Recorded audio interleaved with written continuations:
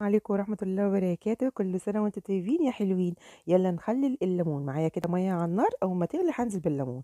لو هي هتقعد مثلا فترة اكتر من شهر هنزله نص سوا. لو انا يعني هتفتحوا عليه كده بعد 15 يوم في رمضان زي ما انا هعمل، تلات ارباع سوا. بصوا، هسيبه بقى يبرد تماما خالص يا جماعة.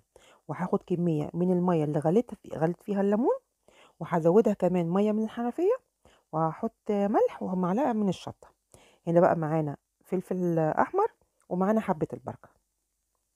بصوا كده بوريكم المية، ومعانا بقى البرطمان بتاعنا غاسلينه كويس ومعقمينه، وهننزل عليه بالفلفل الاحمر، وبعد كده هنزل عليه بالليمون، وبعد كده الفلفل الاحمر، وبعد كده الليمون زي ما انتوا هتشوفوا.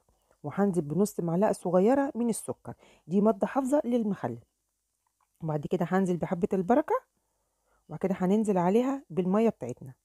اللون والطعم والريحة تحفة. وبقية المية يا جماعة ما ترموهاش، حطوها كده في الطبق اللي بتغسلوه في المواعين، هيخلي المواعين بتبرق.